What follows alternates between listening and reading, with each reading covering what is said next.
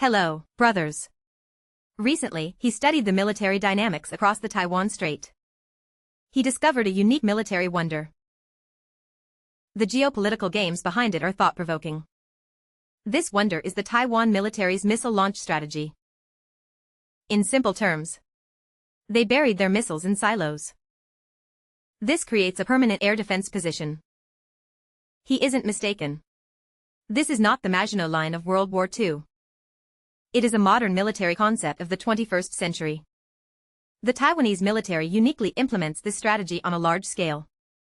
Such a fixed deployment in modern warfare is regressive. Of course, building these silos is not cheap. The Taiwanese authorities have limited finances. Many air defense positions had to settle for less. They built simple shelters instead. But the concept remains the same. High mobility systems fixed in place. Comparatively, how does the East Asian Air Defense Force operate? They emphasize a victorious and flexible approach. They prioritize the mobility and camouflage of air defense equipment. Their forces fear detection of their positions. They prefer missile launchers disguised and mobile. They only stop to strike at crucial moments. Afterward, they quickly relocate. This may seem basic, but it understands the essence of modern warfare. The Taiwanese military, however, is the opposite. They seem to fear their positions remain unnoticed. Their missile launchers stand still in the open. It seems they want to announce, "Here I am." This tactical difference reflects a fundamental misjudgment of battlefield dynamics. Where does this difference stem from? Around 2,000 years ago, the East Asian military proposed a new three-strike and three-defense concept. Assuming the enemy can accurately locate and strike air defense positions, the air defense forces must be ready to relocate at any time, camouflaged and capable of firing while moving.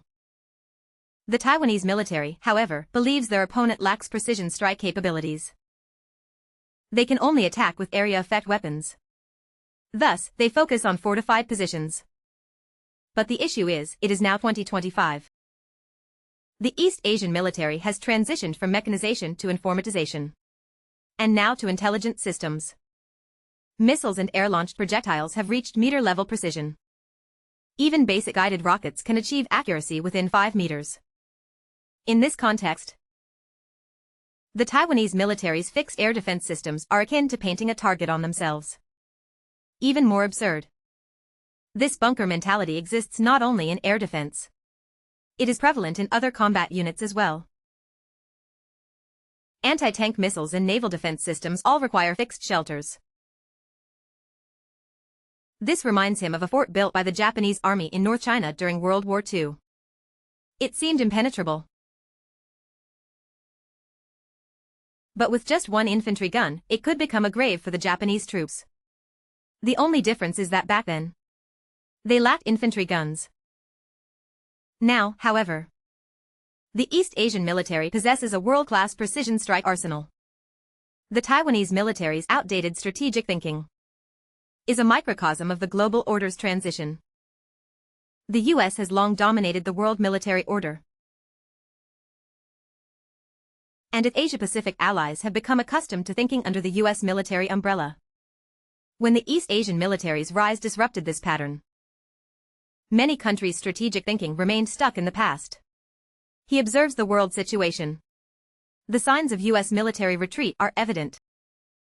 With the emergence of sixth-generation fighters and new aircraft, the Pentagon faces unprecedented challenges. They hold a budget approved by Congress, but are unsure how to confront the East Asian military's new weapon systems. The US military's projected 8-for-1 tactic acknowledges its own disadvantages. The Taiwanese military's passive air defense strategy perfectly reflects this outdated strategic awareness. They still use 1990s thinking to address 2025 challenges. If conflict arises, how should this fixed air defense deployment be countered? Unlike many military experts' expectations of amphibious landings, modern warfare has long entered an era of precision strikes and drones. It's straightforward. Destroy the East Asian military with missiles. Cruise missiles.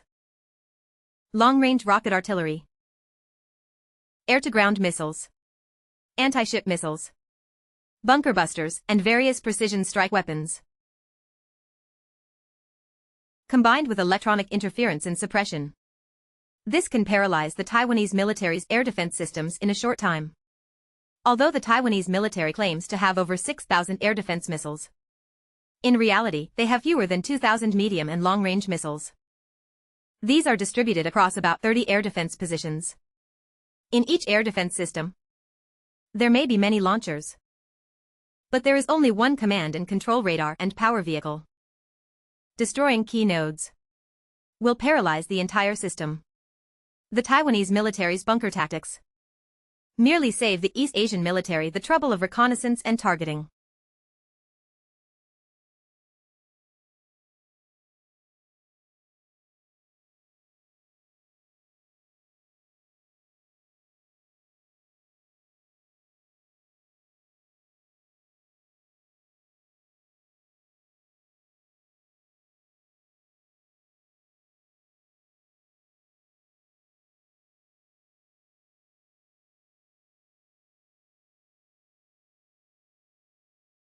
These fixed formulas are like postcards marking, "Please hit me here." After the first wave of attacks, the East will have a dual-tail Scorpion and Rainbow series of drones. These drones can relay the attack. Their altitude ranges from 7 to 10,000 meters, far exceeding the range of short-range air defense missiles. Once the Taiwanese army loses its medium and long-range air defense systems, they will be helpless against these drones. Even more despairing is the Rainbow 3D and other small drones, which are very low cost. Once one is shot down, there are many more ready to go. This whack-a-mole strategy will create unimaginable psychological pressure on the Taiwanese military. The Art of War states, the best strategy is to outsmart the enemy. Next is to outmaneuver. Lastly, to engage in direct combat. However, the Taiwanese military's fixed air defense strategy treats the least effective approach as the best. The world today is undergoing a major transformation unseen in a century. The speed of the East's rise far exceeds expectations. Just last month, the sixth-generation fighter from the East was successfully unveiled, immediately followed by the launch of the 076 and the Airborne 3000. This means that the US has systematically fallen behind the East in military technology. Even in the most basic guided weapons, the East has achieved comprehensive independent development and mass production. The Pentagon's tactical simulations regarding the 8-Ring 1 are a clear recognition of the East's military strength. Drones, as disruptive weapons in modern warfare, have fully demonstrated their power on the Ukrainian battlefield. The East's investment and development in this field are leading globally. This is not only reflected in technological advantages, but more importantly, in a shift in strategic thinking. In contrast, the Taiwanese military's fortress-style air defense tactics resemble using spears to confront armored forces. This is not valor, but rather a cognitive dissonance. The fixed air defense strategy of the Taiwanese military reflects not only a lag in military thinking, but also a misunderstanding of the changing global landscape. From the decline of the Roman Empire to the fall of the British Empire, history has repeatedly proven that the forces clinging to the old order will ultimately be crushed by the wheels of time. Civilizations that can adapt to change and embrace new technologies will shine in the long river of history. The rise of the East is not a coincidence, but a result of the combination of 5,000 years of civilization and modern technology.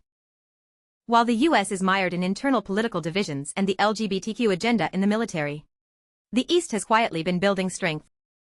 They are developing a series of leading weapons globally. When it is observed that the Taiwanese military is spending exorbitantly on air defense missile silos, it is clear that some will inevitably be discarded by history. Not because they lack effort, but because they cannot see the direction of the times. If one is interested in military strategy and geopolitics, they should follow Xiao Jiumei. More in-depth analyses will be available soon.